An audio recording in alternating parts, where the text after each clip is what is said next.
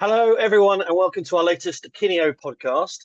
Today, we are looking to crack that elusive nut that L&D professionals talk to us about all the time. How can we demonstrate value to our C-suite, to the people that hold our purse strings and commission all those exciting projects that we all want to work on to make a difference to the people and to the businesses that organizations need?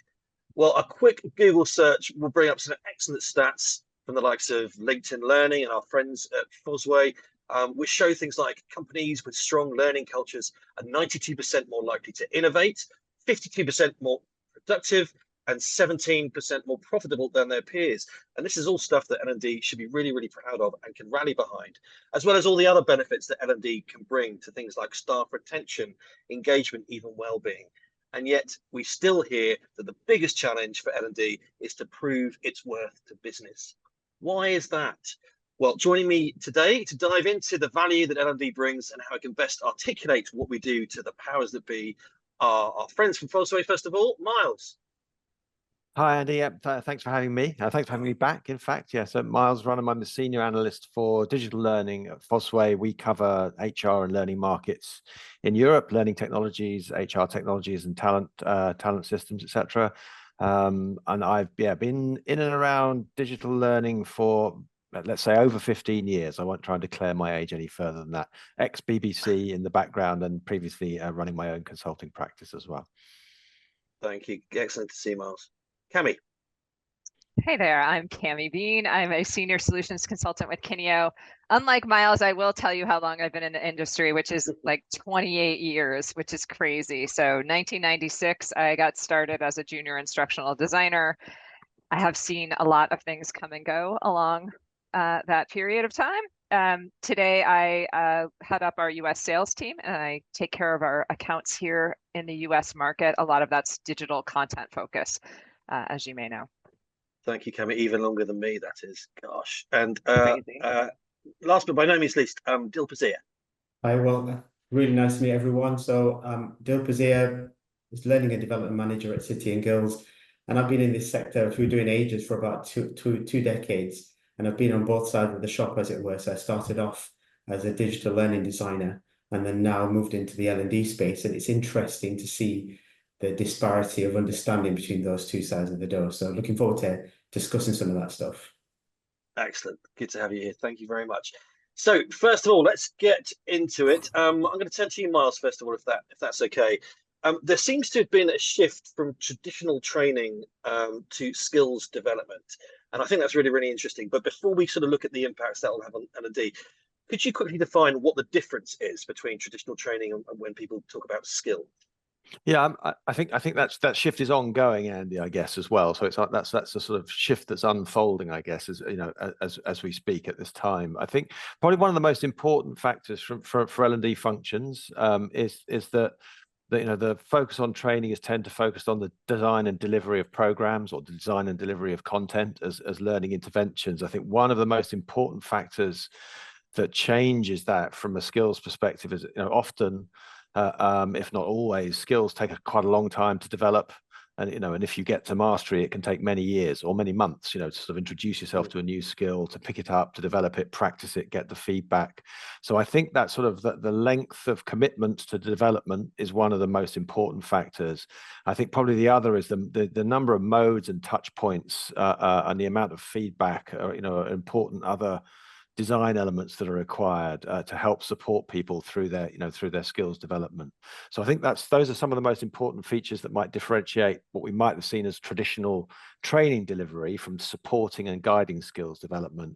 I think there's also sort of introducing now the volume of data that's available on which skills are most important, where those skills are lacking, which skills are upcoming, what levels of skills are available in your organization, where to identify the skills, from people within individuals and teams. I think that sort of management and analysis of those large data sources is a really important factor as well, and which I think it complicates the picture, but also technology is now available to help manage some of that complexity and scale as well.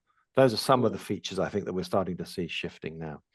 I have a question for Myles. I'm sort of curious, Myles, about 15 years ago, the L&D field, we saw the shift to competencies, right, and capabilities. And how is this different? Like when we first started hearing a lot about skills, to me, it just felt like we had reskinned the same conversation from 15 years ago. And now we were trying it a little different. I appreciate that it is different, but I'd love to hear your perspective on that. It's a good question, and I think that some of the rhetoric probably does echo quite strongly. I think probably one of the features I think that's most important now is that we're getting down to much more of a sort of individual and granular level of analysis of what components of these factors are most important, so whatever you call them. And I think that I think one of the things that's new or newer now is that the emphasis on my skills for me in my role or in my job, on the tasks I need to perform. And I think that's where we've got to sort of, I think, a bit more of a focus on that individual relevance for for the employee or for the worker. I think for me, that's one of the most significant changes.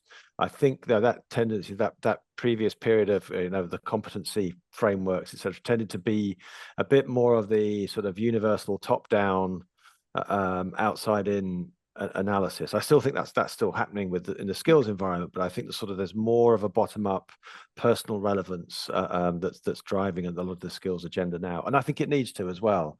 So I think it's really important for learning functions, and I guess sort of for everyone, we might come back to this, but I think the skills, for me, feels like an area where we've got corporate, commercial, business challenges to develop and develop the workforce to meet new strategic goals or respond to challenges, and where they overlap with the individual worker or the individual employee's needs is where the kind of skills need can come to life for L&D. So I think there's something there where we can, in our industry, we can marry the corporate requirement, the strategic requirement, with the individual need for the employee. I think we'll come back to that, I'm sure, but I think for me that feels like a real opportunity for L&D to sort of start to target that senior decision making conversation.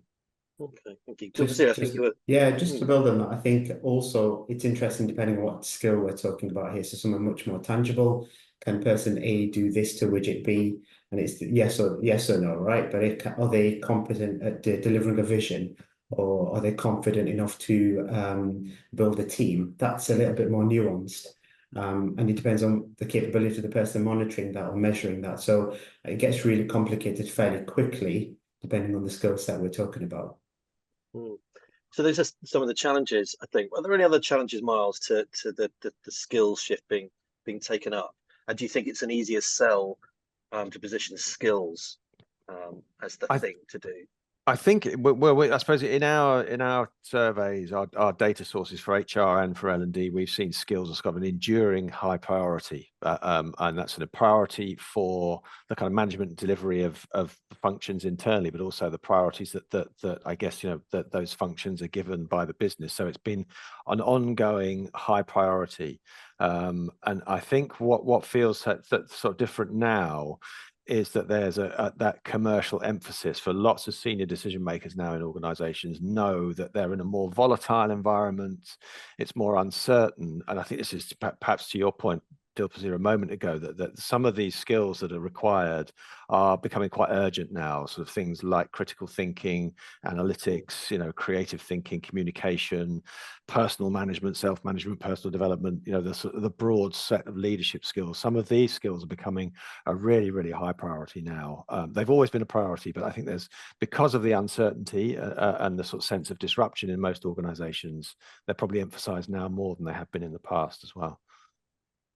Okay, Cami, did you have anything to add there or reflect on? I do. My brain is going in many different directions. I think that the conversation about skills is so tangible, right? It's it really connects back to performance, right? We can't perform at our jobs if we don't have skills. So it's language that, speaking to the C-suite, is more resonant in a way. It's not this intangible training or learning, it's skill building. That's very different, and you can really connect that back to that bottom line. So there's a lot of power to it, and I can see where that shifting that conversation will have more impact on the C-suite and influence them.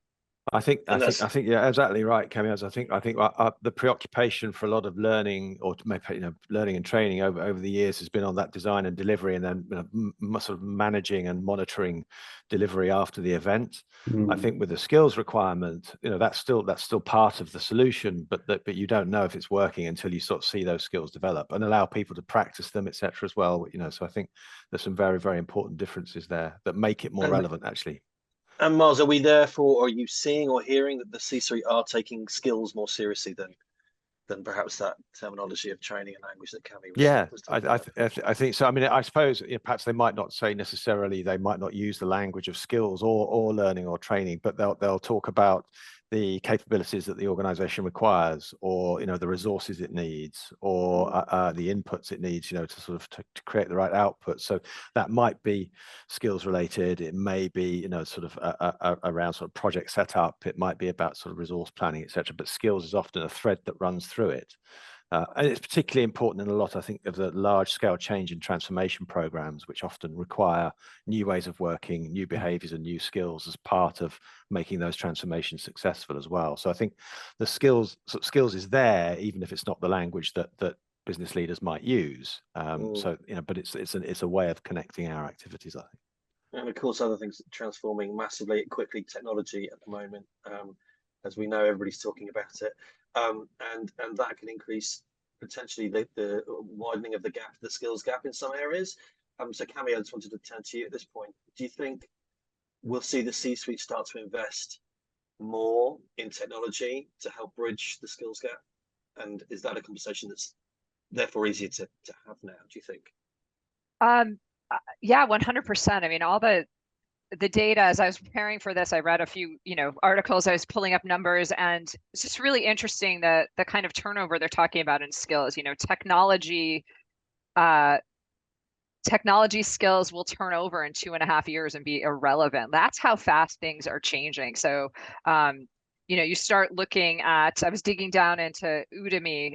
They have a whole business platform, and they've been listing out all the skills that are seeing top, they call it surging skills this year. And a lot of it's what, Myles, you were saying, in a lot of these areas, right? There's critical thinking, there's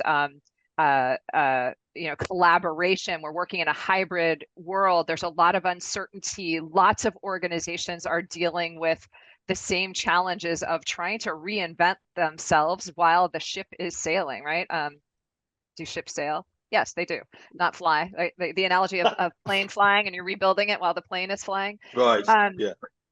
So that's a huge piece of skill development. Then there's the employee side too, right? There's a lot of uncertainty on the employee side, and numbers. There's a PwC report that I was looking at, just showing the number of people at current employees who are considering leaving, right? Like those numbers are higher than ever before. There's so much uncertainty and volatility in the job market, and people maybe are thinking, well, it's super chaotic over here, I'm going to go over there. But the biggest issue, one of the biggest issues people report is a lack of satisfaction in the training that they are getting at their organizations. Employees want to build their skills because they want to be ready for that next job. And Dilpazier, I think you're going to have some interesting insights on this. PwC said 50% of surveyed employees are pursuing training outside of work because company training programs do not teach them relevant skills, advance their career development, or help them stay competitive in a labor market. So employees are taking ownership of this. You had mentioned that earlier, Myles. And in the same survey, they found that so 77% of global workers are ready to learn new skills or completely retrain. People are hungry for this. They want to know what's next, and they want to stay relevant. And people also want to make sure they're going to get their next paycheck, right? And if skills are changing so fast, how do we stay up? And 74% see that training as a matter of their own personal responsibility. Wow. Isn't that so interesting? Like, so where does that? Just curious, Dilpazier, what does that mean for the L&D leader trying to navigate that employee marketplace, really? Because if I'm thinking about leaving, how are you going to keep me here and keep ensuring that I have the relevant skills? And what does that look like? I think it's a really exciting time for an L&D space because there's a lot of democratization in the learning experience. So people are familiar with the goals they want to achieve, their learning, their modality of learning, their preference. And content is ubiquitous, right? So if you want to learn something now, you can go onto YouTube and learn something. You can get a free MOOC course. So what the role of L&D is facilitating that thinking process and articulating what's important for the business now and facilitating access to those courses, I think. I also think there's a generational element to this. I think Gen Z and the younger generations are much more in line with and in tune of taking charge of their careers. They're much more agile in the way that they're going to change and shift jobs. And they're much more in charge and interested in that kind of contracting at the beginning of an employment and how are you going to help me grow, rather than the traditional, how are you going to help the business grow? So it's an exciting time, actually, and it's given us a lot more flexibility, I think, than we've had previously. And it So seems can to we- me in that context, well, that there's a human touch that we really have to keep top of mind too. I need coaching. I need a mentor, right? You know, that employee may not know where to go. So how can the employer help guide them in what to be thinking about and where to build those skills and strengths and what's next? So what do you think, Dilpazier? Mentoring and, you know, coaching programs. So I'm a coach, so I'm very much going to fly the flag for coaching. I think something, Myles, you said is that the nature of the volatility of the business landscape is such that employees or employer are all trying to work it out. What's the next set of priorities? What skill set do I need or do we need in order to face those priorities, flourish rather than manage or get through? And so coaching and skills like, for example, critical thinking really facilitate navigating that landscape. I think it's becoming much more common. I know the awareness has been built on what coaching can offer, but there's a lot more work to be done. Whereas the other skills delivering, you know, I need to go learn how to use this new AI tool and how to ask ChatGPT a question. Those things I think are pressing, but some coaching skills are not pressing, but really useful. So I think that from an L&D perspective, there's some work that we have to do to showcase the value of these skills. That answer your question, Kevin? Yeah, for sure. Have you seen an increase in the coaching side of things since COVID, Dilpazier, and that sort of importance of the face-to-face, the in-person, the human that Cammy was talking about as well? Yes, it's really interesting because pre-COVID, coaching was face-to-face, right? You met somebody in the room, you connected in person, you read each other's body language, tonality was really important, and then suddenly you couldn't. And we all learned as coaches that to connect with people just based upon what you could see on your screen. COVID also created a real need for human connection. And post-COVID, there's been an interesting balance of coaching is much more popular. People are much more aware of it, but also we're doing it in a hybrid fashion. So we're almost meeting a need digitally, but it's a very human need. Initially, as a coach, I was a little bit nervous, thinking, is this going to have the same potency as the face-to-face, in-person experience? But actually being able to offer coaching to far more people because you're able to connect and not have to travel time, you've made it much more available, much more accessible. For me, it's been a win-win. You know, we've managed to navigate that. We still do face-to-face coaching as and when possible, but it's much more available now, which I think is much more powerful. And you mentioned, I think you used the word democratization earlier on. There's that autonomy that people are demanding, and I think you said, Cammy, 74% of learners are seeing that it's their responsibility to drive their own learning. So I suppose that's it's the options they've got to choose between different blends, and we're seeing more of that kind of blended approach, I think, now post COVID, and not relying so much on digital. Myles, did you have anything to come in there? I thought I saw you. Yeah, what did the numbers say, Myles? Like, is learning on the rise? Are there more no, I think programs? we are seeing, I think both, I mean, and Dilpazier mentioned, you know, the reasons for that. I think what we're seeing actually, I guess is there's a sort of, it's a desire for, but also a need for all kinds of facilitation that seems to sort of went missing. So, you know, the classroom doors were closed through COVID. The one-to-one relationships with coaches, you know, were you know, completely interrupted immediately. And I think post-COVID, you know, there's not necessarily been the budget available to put all those touch points and facilitation points together again, face-to-face, and people are a bit more nervous about, you know, sort of offering the budget to do that. But there is still a need for those, you know, those elements of of human interaction and peer interaction as part of the feedback and as part of the practice and guidance that works in design. So we're seeing quite a lot more focus on that. So on the supply side, a lot of vendors are emphasizing that in their sort of roadmaps, but also a lot of customers are now asking for, how are you going to solve this for us? We can't put everybody in a hotel for 5 days. Yep. But we still need to try and achieve some of those same results, sort of for those change programs, et cetera. So using digital tools as well as, sort of human interaction moments as building out those opportunities to facilitate. I think it feels like a bit of a renaissance for facilitation, really, but not as a facilitator in front of the classroom, but for facilitation in many guises, I think. Yeah, and I think that's where I was going with that. And just to put it back to the C-suite. Are we seeing? We know that coaches love this. We know that learners are asking for this. Are we seeing C-suite kind of go right? Yeah, appreciating that the need for the human connectivity again. Do you think it's being taken seriously at the level that we're all striving to make a noise in front of?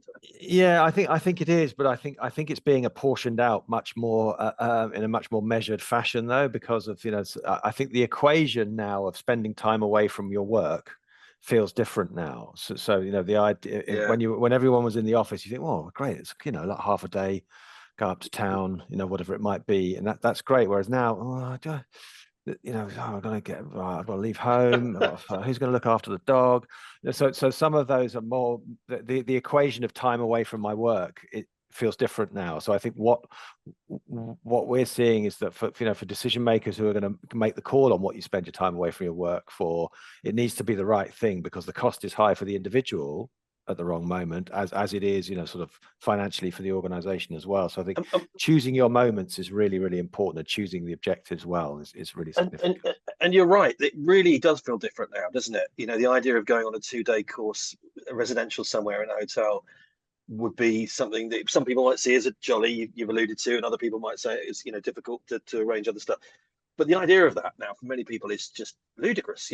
How on earth can we afford that time away? Why is that? Is that purely financial? The businesses do? I think it's a couple of things. I think it's interesting. There's probably a few factors. I mean, one is that the lights didn't go off when the classrooms closed. So I think everybody was really working very, very hard to make sure that keep the show on the road.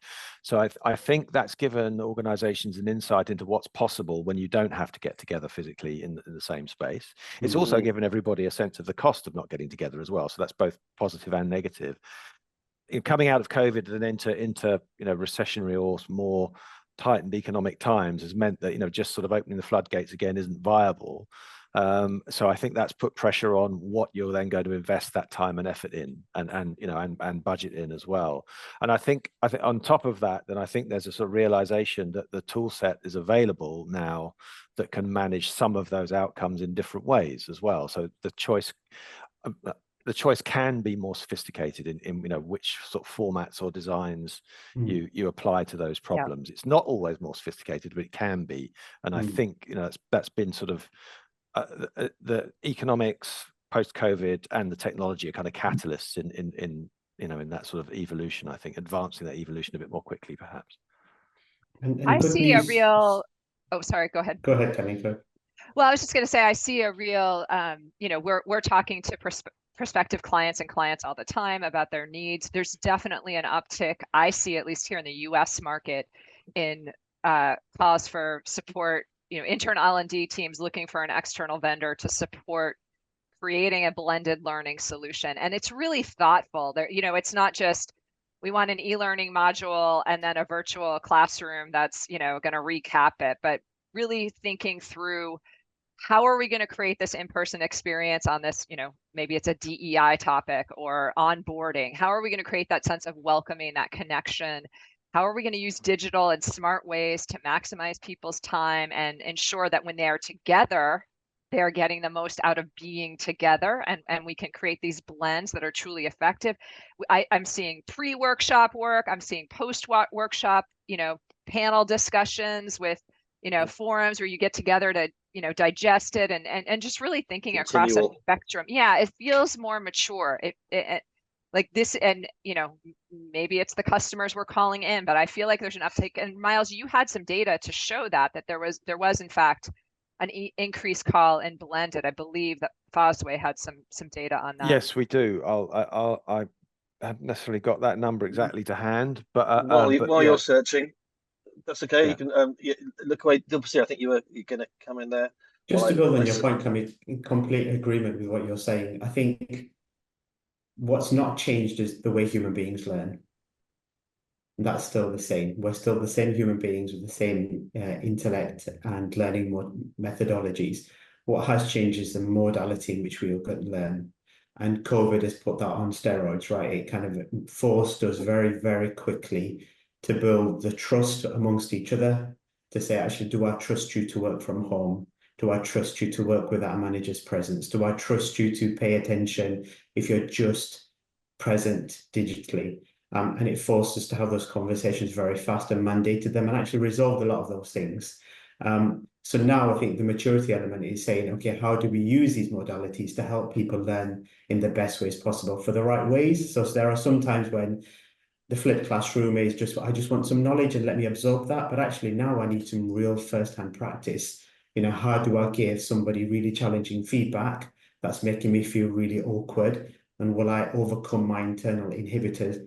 That's a practice thing, and that you can do face-to-face, and you can do still digitally, and you can do that on some brilliant platforms out there.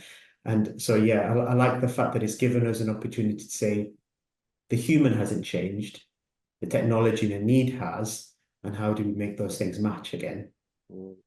Yeah, I wonder if what's also changed then, just to bring it back, is the more of a need to demonstrate the worth, the return on that investment, which I'll come to just in a second. But Myles, I don't know if you've had a chance to. Yeah, I did. Yeah, sorry, I was on the wrong page of my notes. But yeah, so we had the question in the digital learning realities research most recently, which is just coming out in the next few weeks, I think. The highest priorities for enhancing learning experience in your organization, blended learning is the top, which hasn't always been the case. So that's at 50%. Performance support at 42%, and collaborative learning at third at 37%. Collaborative learning and coaching actually is sort of bundled together in that answer. Scenario-based learning, adaptive and immersive, all sort of equal in fourth place. So there's a theme there about spending time together, that are exactly the kind of designs that Cami was describing. Blended doesn't just mean digital and in person. It means it needs to mean and does mean something more sophisticated than that. There's also the ability to to put things into practice, simulations, etc., to try things out, be much more active and considered, rehearse and get that feedback. Those are all elements, I think, that run through some of those most important options, which arguably has been missing for so long. Yeah, fantastic. Thank you. Yeah. Love a stat here. Dilpazier, I just touched on that now. The big thing that I think, the easiest sort of theme, I think, and indeed often think to just win the case for more budget is to prove worth in a financial sense, return on investment, ROI, the acronym we hear all the time. And it's always seems to be key for C-suite. But at what expense? Do you have any kind of insight into the risk of just focusing on ROI? So I think it's a really fair expectation of the business to think about the bottom line. If there's not enough profitability in any organization, there is no organization, no matter what good you're trying to achieve. So I work for City and Guilds. We're a charitable organization. Our purpose is to help people grow and develop the skills they need to get into a job, grow on the job and get onto the next job. We can't do that unless there's enough money in the bank to facilitate that experience. So from a C-suite's perspective, I can understand and empathize with that focus. I think from our perspective, from an L&D perspective, either that's going to be a direct connection between, if you do this course, this will affect the bottom line, or there'll be an indirect correlation. If, for example, you learn how to become more agile in your thinking or up your confidence abilities, you're therefore going to make better sales connections, and therefore you'll have higher sales rate, and therefore you'll impact the bottom line. So I think there is a translation and a piece of work that rightly sits with L&D to say, if these skills, soft or hard skills, are achieved, this is going to be the positive impact to help the business achieve that. And just to add a layer of complexity, because that's the nature of the world we live in right now, is the C-suite is trying to keep its eye on this volatile landscape that we began this conversation with.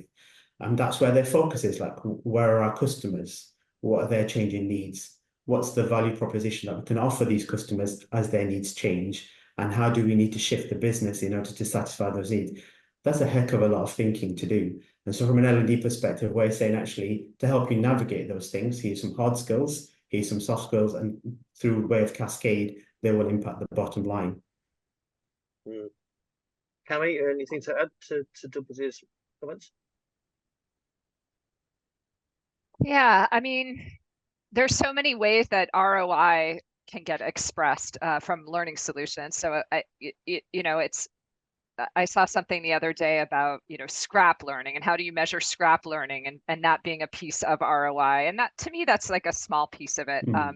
But if we look at the business bottom line, really understanding what the business is trying to measure, things like retention, I mean, that's huge. If L&D has a role to play in keeping your employees and building their skills, how do you, I suppose you can calculate the ROI of that, but that's a hard direct line to dot. So that's some of the challenges for L&D, I would think. Can I just go back, Cammy? Sorry, did you say scrap learning? Because this is jargon that some people may not be familiar with. So I just wanted to get some scrap learning is this idea that we create all these learning assets that waste people's time, that aren't useful, and you still have to sit there through the 45-minute, boring e-learning course or the 2-day classroom experience, but really only a third of it's going to be applicable to you or something that you can take away. So the rest of it's scrap. And if you think about all the effort that went into developing scrap learning and all the time spent of employees who had to suffer through your scrap learning, right? There's a lot of dollar amounts associated with that. So, that's, makes a big case for personalizing learning experiences, making sure they're relevant, tailored to the audience. A smart blend, so we're not wasting people's time 2 days in a workshop, all that. So scrap learning is key, but that's only one part of that ROI equation. So if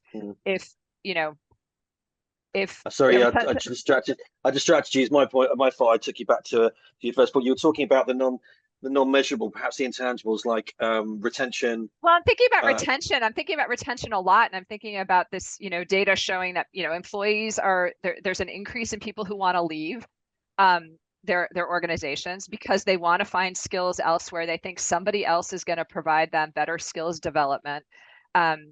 This again from PwC, and some of this one's PwC. Fewer than half of workers surveyed say they moderately or strongly agree that their employer provides adequate opportunities to learn new skills that would be helpful to their career. Like, that's pretty abysmal. So if those people, and there's some correlation between those people and their, are they looking for a new job? They're the ones who are going to probably leave. So if that's half of your staff, like that's a real problem. Right. So thinking about ROI and back to skills, like tying it all up in a neat little bow, there's a huge value here. How you measure that, Dilpazier, I don't know. Well, that was going to be my question. Exactly. Yeah. There are other things. I mean, you've got, as an L&D manager, Dilpazier, you must be aware your front line hearing about, the other benefits that it could bring, the cultural benefits, well-being, perhaps even. I hear some organizations now that have L&D sit underneath a well-being banner rather than another way around, as part of that whole employee experience, the well-being and their development. Are you hearing that? Can we evidence that kind of measure? There is a definite questioning of how to restructure HR in order to reflect the changing expectations of people. I think a word that comes to my mind is value. What value do you bring from both sides of the party, right? So what value do you give me in helping me in my career? What values do you live by, and do they match my values? And is that something or a space or a place that I want to invest my efforts into? And therefore, what value can I bring to our customers? And trying to identify that value, express that value is challenging. I think there are data sets out there. Myles, you were talking earlier on about how ubiquitous data has become. Actually, the challenge now is trying to make some sense of it because we have so many data points. And I think asking for fewer data sets and making some sort of correlation and building a narrative of because of A, B, and therefore C. So if you take, for example, onboarding or retention, if we improve the onboarding experience of somebody and we are, from an L&D perspective, showcasing our values, showcasing the value that they bring to the organization, displaying the learning opportunities in this place, there should be not a unit, just a singular correlation, but it should be some impact on the retention of people after, say, 90 days or post their initial period of employment. So there are some things there. I think world over, businesses are finding it hard to make sense of those stories because there are so many gaps in the data, or there are so much data in one place but not enough in the other. And I think that's where the challenge lies from an L&D perspective. We are looking, we are keen to understand, but it's trying to make sense of it. That's the challenge.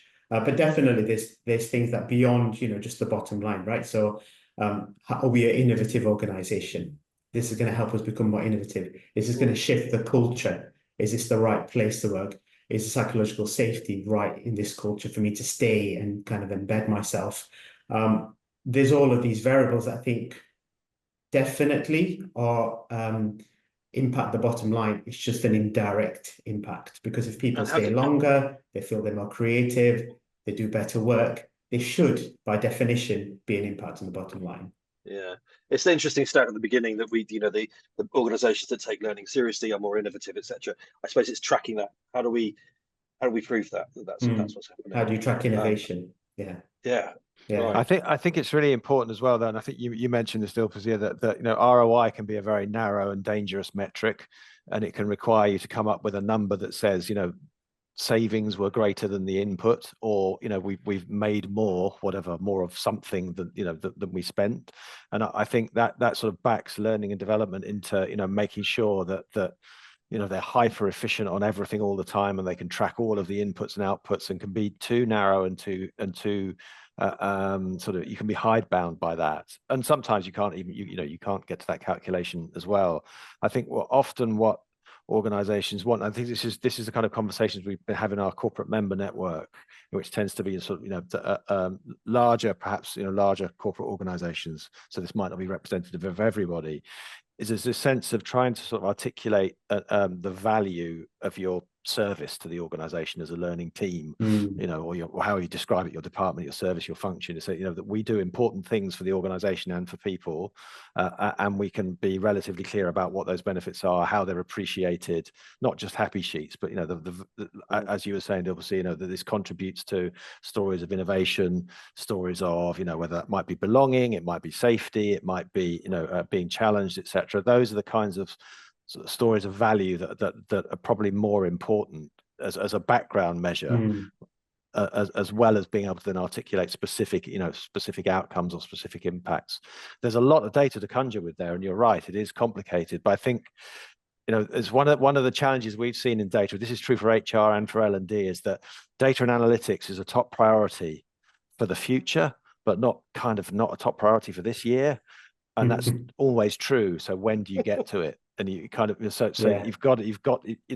have to grasp it, because you can't make that kind of progress. It's like, well, I'll get there. I'm just going to do the washing up first, and I'll get to it. But you've got to make the decision to invest in it now, really, somehow. We don't have the skills now. We need to upskill, but we're going to do that next year. Yeah, exactly. For those priority coming skills. Soon. Coming soon. What's been interesting is not another question that we've been asking ourselves recently. What's the compelling question?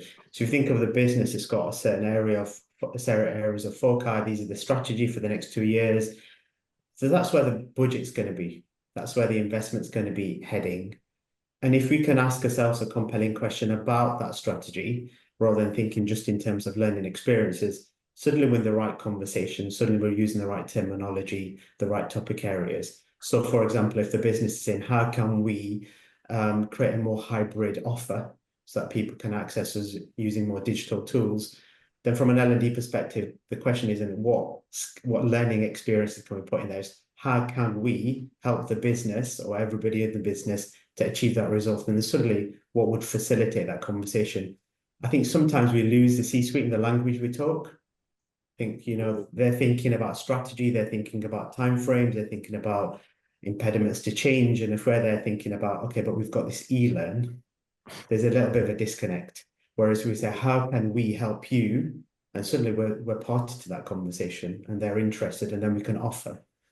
That's exactly it, which is the next topic, really, which is about that top table and we hear this a lot as well, don't we? That L&D needs to sit at the top table, and that stat at the beginning as well, at the top of the call, the organisations that take learning seriously at that level are the ones that innovate, are the ones that are more productive. So how do we get L&D at the top table and to be listened seriously? Is the C-suite changing to allow that sufficiently quickly to become these pioneers of innovation, and or are we still kind of looking up the ladder and knocking on the trapdoor trying to get in? I think that our data probably suggests that we're still looking up the ladder a bit. This isn't true for everyone, but we asked how advanced is your function in mobilizing around strategic organizational priorities, and very and quite advanced, very advanced 15%, quite advanced 28%, then exploring and just starting 32%, 17%. So there's a lot that it's early days for most. Some are doing it, but I think there's that sense that there's definitely work to do across the industry. That's not true for every organization, and I suppose we might see in some industries where there's a sort of a more an obvious skills imperative, sort of technology, digital, etc., where there's been a lot more focus, sharper focus on that kind of development, and that brings sort of the learning function in. I think there's a risk of for L&D of sort of trying to take that seat at the table, so I'm trying to sort of persuade senior leaders to appreciate what we do rather than doing what they appreciate. And I think that's that feels like the switch of emphasis. We need to be do what they value, do that as well as possible. That's the route in, not please, not try and demonstrate that what we're doing is great and I'd like you to love it, please. I think that's much harder work, I think. I'm making a note of that one. Do what they value. That sounds so simple, doesn't it? But, there's a dangerously mindset. There is simple. a mindset shift in there for sure. I think for L&D, there's a real mindset shift in there. Myles, you in your digital learning and the Fosway digital learning realities for 2023, you talked about, and I'm curious what your newer data set is saying. It's L&D budgets are getting cut, right? There was pretty strong trend with L&D budgets going down, and yet those that had C-suite support, those budgets were getting protected. What else do you know about that? Like, what are those organizations doing? Were you able to drill down into some of that? Because it was pretty compelling data showing that if C-suite sees learning and people development is central to the success of the organization, that they're protecting those budgets. So somebody's doing something right out there. What are they doing? Yeah, I think part of it's to do with relationships, actually. I think, so this is sort of reading across to some of those roundtable conversations we have. And I think it's and it's an important factor about that route into the C-suite isn't necessarily just a direct route, it's a route with partners in the organization. So that might be, depending on the nature of your organization and the landscape, obviously that might be HR and people professions as a close ally, but then it's routes in through, other teams. That might be operations, it might be commercial, marketing, etc. I think it's finding those sources of need in the organization, working to get them as to sort of demonstrate that success and be focused on their needs. I think that's part of it. I think probably we've seen that some of those who are more successful in defending or protecting budgets are the ones that are better at some of those trickier elements that we were talking about. So they're stronger on the data and analytics, they're stronger on the planning, they're stronger, sort of quicker with innovation, etc. So they are just, I suppose it's another signal of their maturity as a learning function, I think. Or perhaps it's a consequence of their maturity as a learning function. I don't want to go too far with the data, but those would be the sort of common signals that we'd see. And just in line with those relationships, the roles that kind of need to exist to intertwine them.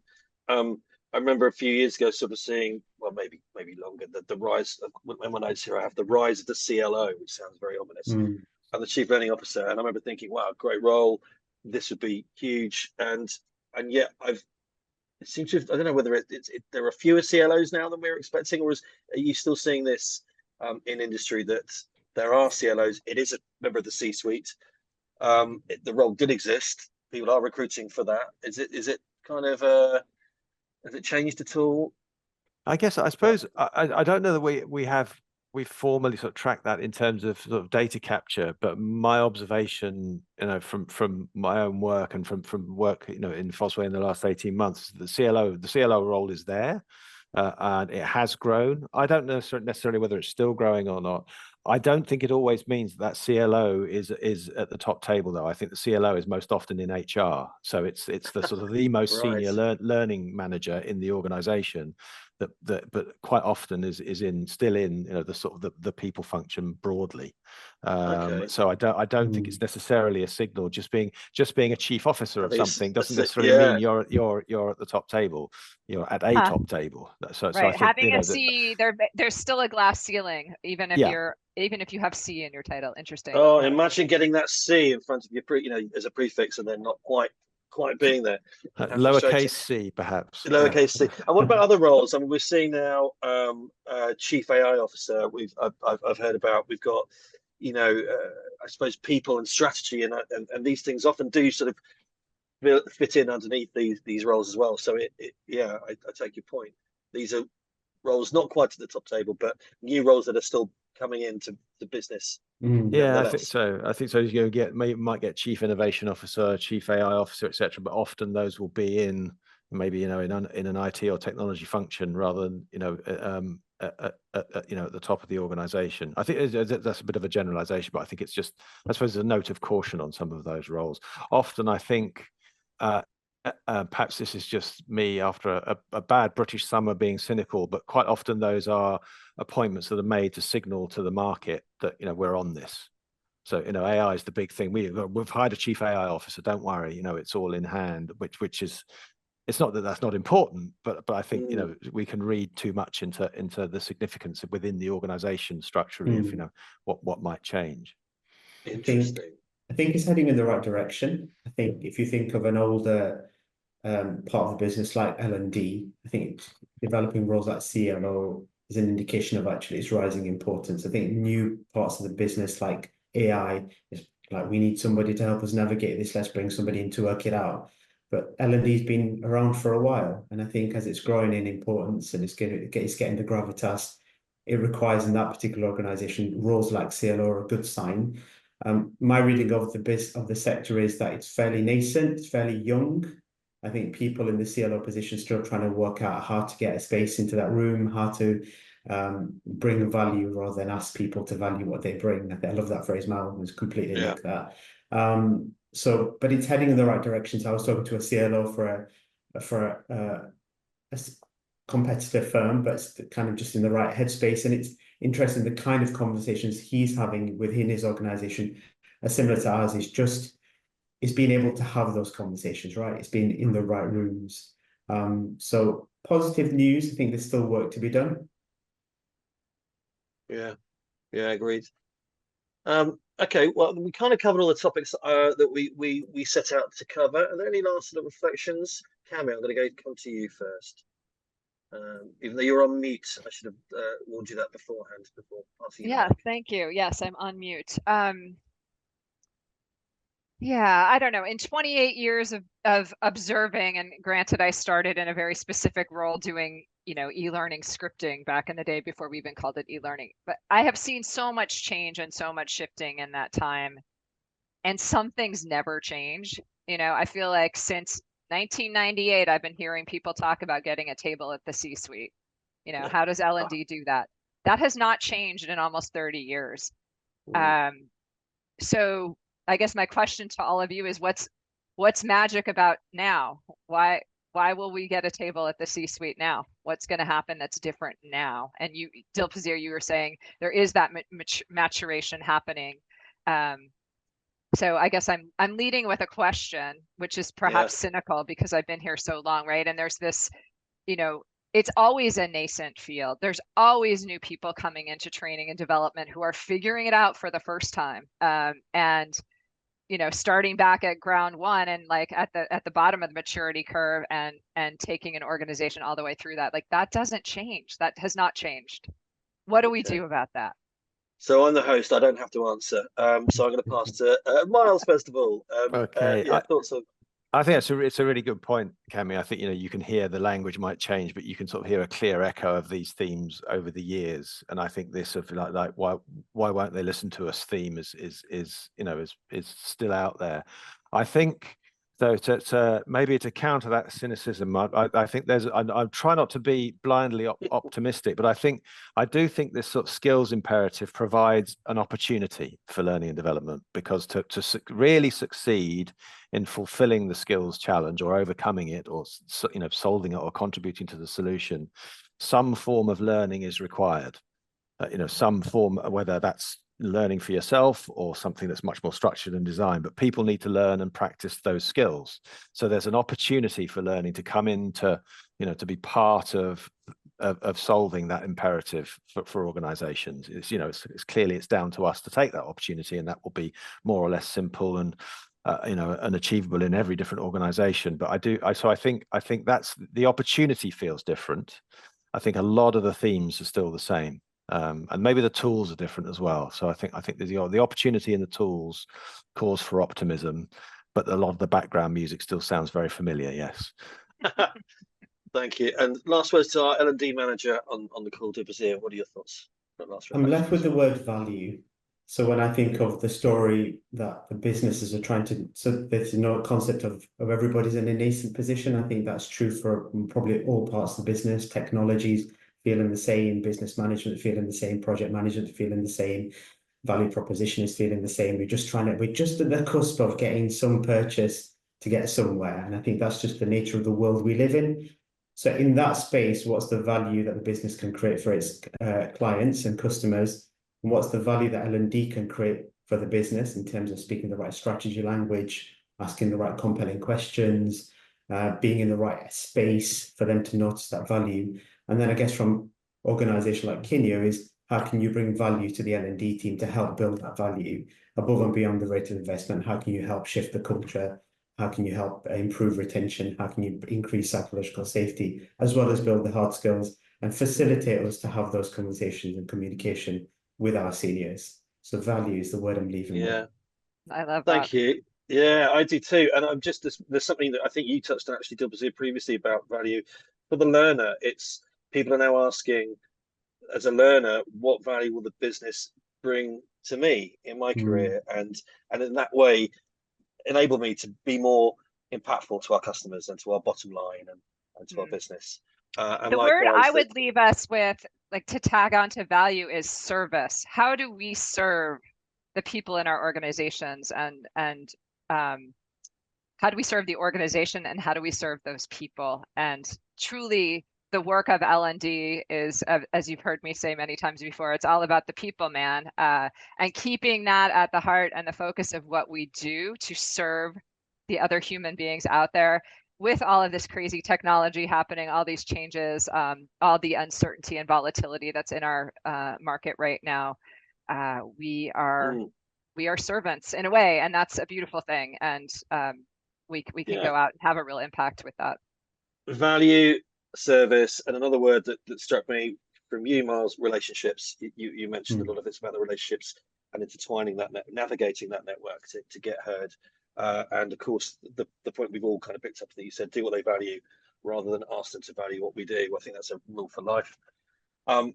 Wonderful. I'm going to draw things to a close then. Thank you very, very much. Myles Runham from Fosway, thank you as ever for joining us. Always good to see you. Dilpazier, great to see you too. And Cami, always a joy. Hope everybody's enjoyed it. Look out for more podcasts on our website, kineo.com. There'll be more on all our channels, I'm sure. And I hope you've enjoyed yourselves. Thank you very much. And thanks all of you. Thank you. Cheers, guys. Thank you, Andy.